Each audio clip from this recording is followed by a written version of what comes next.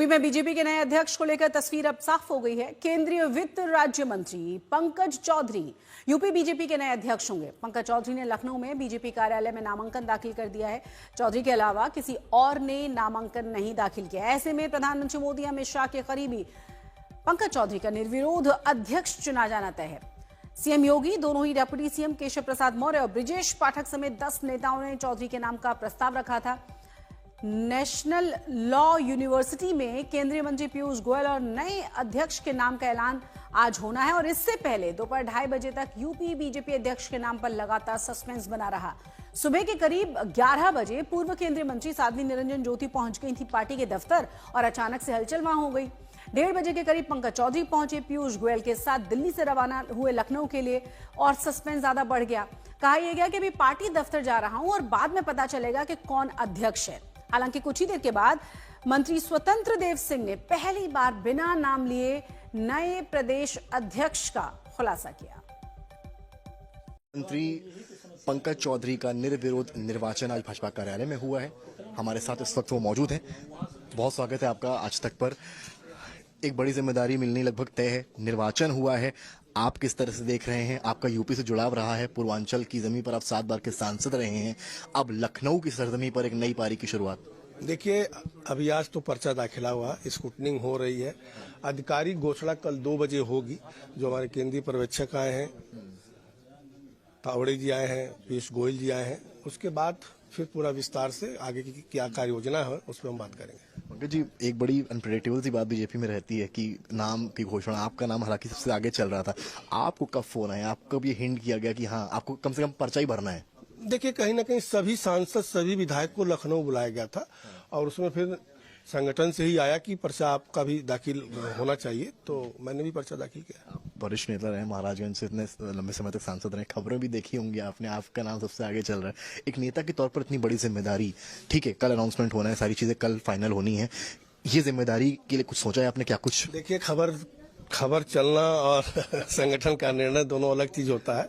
बहुत सी खबरें चलती हैं जो सही नहीं हो पाती हैं, खासकर भाजपा में खास तौर से जो हमारा नेतृत्व है, और निश्चित तौर से जो जिम्मेदारी मिलेगी उसको हम लोग निभाएंगे। मुख्यमंत्री योगी आदित्यनाथ हैं यहाँ पर, बांग्लादेशियों पर कार्रवाई चल रही है।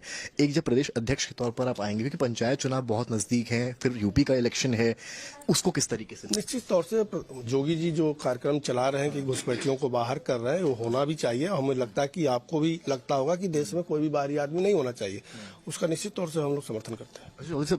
कुर्मी वोट जो है 24 के इलेक्शन में कुछ घटा भाजपा का, और आप एक बड़ा चेहरा माने जाते हैं, महाराजगंज से आपका एक सियासी जुड़ाव है, आप दिल्ली में भी आपकी पकड़ क्योंकि आपके मंत्री हैं वहां पर।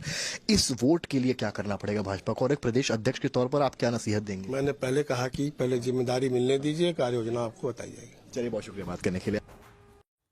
आखिर बीजेपी ने पंकज चौधरी पर दाव क्यों खेला है? क्या ये अखिलेश के पीडीए कार्ड की कोई काट है? इस पूरे खेल को समझने की कोशिश करते हैं इस रिपोर्ट के जरिए।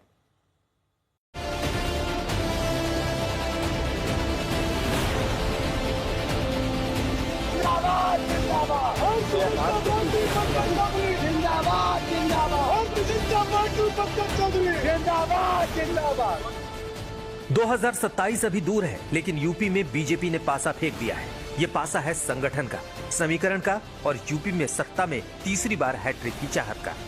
जहां 2024 लोकसभा चुनाव में बीजेपी को झटका लगा, ओबीसी वोट खिसका, वहीं बीजेपी ने जवाब तलाशा है। नाम है पंकज चौधरी, जिन्होंने यूपी बीजेपी प्रदेश अध्यक्ष के लिए दावा ठोक दिया। लखनऊ में बीजेपी कार्यालय में नामांकन किया। मुख्यमंत्री योगी आदित्यनाथ, उप मुख्यमंत्री केशव प्रसाद मौर्य और ब्रजेश पाठक उनके प्रस्तावक बने।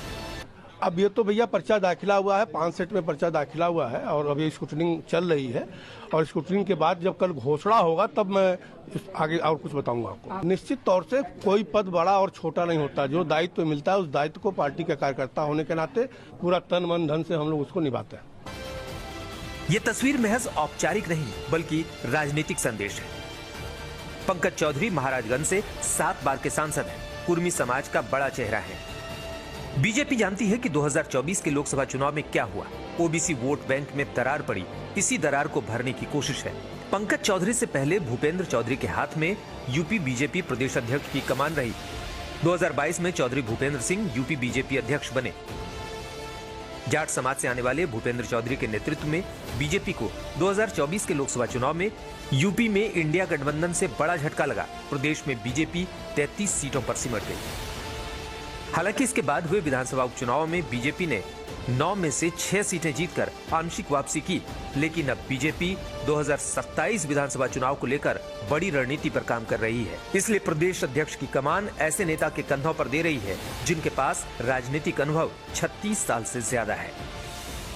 चौधरी जी का पर्चा दाखिल हुआ, उसको पार्टी के विधायकों ने, जिला अध्यक्षों ने, सांसदों ने और जो हमारे प्रदेश परिषद के सदस्य हैं उन्होंने उनका नाम को प्रस्तावित किया और समर्थन किया। कोई दूसरा जो है पर्चा नहीं आया, इसलिए हम लोग के चुनाव अधिकारी जो प्रदेश के हैं डॉक्टर महेंद्र पांडे जी, उन्होंने सर्वसम्मति से एक ही नाम आया, इसलिए उनको निर्वाचित घोषित करके उत्तर प्रदेश का भारतीय जनता पार्टी का अध्यक्ष घोषित किया। पंकज चौधरी कोई नया प्रयोग नहीं। पंकज चौधरी सिर्फ संगठन का नाम नहीं, अनुभव का चेहरा है, जमीन से निकले नेता है। पंकज चौधरी ने अपना राजनीतिक सफर 1989 से शुरू किया था। उन्होंने गोरखपुर नगर निगम में पार्षद का चुनाव लड़ा और जीत गए। जो सियासत गली से शुरू हुई वो संसद तक भी पहुंची। पंकज चौधरी महाराजगंज लोकसभा क्षेत्र से 7 बार सांसद चुने जा चुके हैं और 1991 से अब तक वो इस सीट से कई बार जीत हासिल कर चुके हैं। आज केंद्र में वित्त राज्य मंत्री हैं। बीजेपी ने यूपी में एक और दिलचस्प सियासी संकेत दिया है। पंकज चौधरी के यूपी बीजेपी अध्यक्ष बनते ही 2 चेहरे मुख्यमंत्री और प्रदेश अध्यक्ष पूर्वांचल से होंगे। सीएम गोरखपुर से हैं तो प्रदेश अध्यक्ष महाराजगंज से। दोनों पड़ोसी जिले और एक ही राजनीतिक भूगोल। पूर्वांचल बीजेपी के लिए कमजोर कड़ी है। पूर्वांचल क्षेत्र में लोकसभा की 26 सीटें हैं। बीजेपी 2019 लोकसभा में जहां 18 सीटें जीती थी, वहीं 2024 में सिर्फ 10 सीट जीत सकी, जबकि समाजवादी पार्टी को 14 सीटें मिली। अपना दल और कांग्रेस को इस क्षेत्र में 1-1 सीटें मिली। पूर्वांचल की इन्हीं गलतियों को सुधारने के लिए बीजेपी ने पंकज चौधरी जैसे मंझे हुए नेता को जिम्मेदारी थमाया है।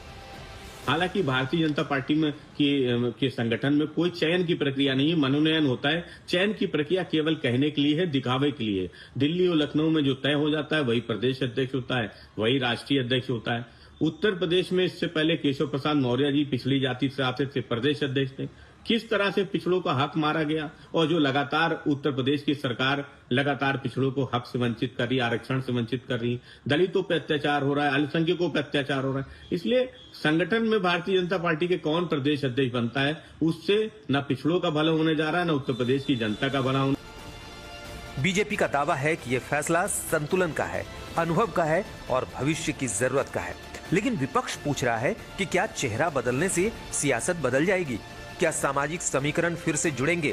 क्या पंकज चौधरी को यूपी बीजेपी का प्रदेश अध्यक्ष बनाने का फायदा 2027 विधानसभा चुनाव में मिलेगा? पंकज चौधरी का नाम पिछले 3 दिनों से लगातार प्रदेश अध्यक्ष के सूची में, रेस में सबसे आगे चल रहा था और आज दोपहर में उनका जब यहां आगमन होता है तो विनोद तावड़े, मुख्यमंत्री योगी आदित्यनाथ, डिप्टी सीएम केशव मौर्य, ब्रजेश पाठक जैसे नेताओं के बीच निर्विरोध नामांकन उनका किया जाता है। आधिकारिक घोषणा केंद्रीय मंत्री पीयूष गोयल कल राजधानी लखनऊ में करेंगे, लेकिन निर्विरोध निर्वाचन से एक बात साफ हो गई है कि मुख्यमंत्री और प्रदेश अध्यक्ष यानी कि भाजपा ने पूर्वांचल में पकड़ और मजबूत करने की कवायद शुरू कर दी है और उत्तर प्रदेश चुनाव और पंचायत चुनाव से पहले दलित, ओबीसी और खासकर कुर्मी वोट पर पकड़ बनाने की ये कोशिश कर रही है। कैमरामैन संजय के साथ समर्थ श्रीवास्तव, लखनऊ आज तक।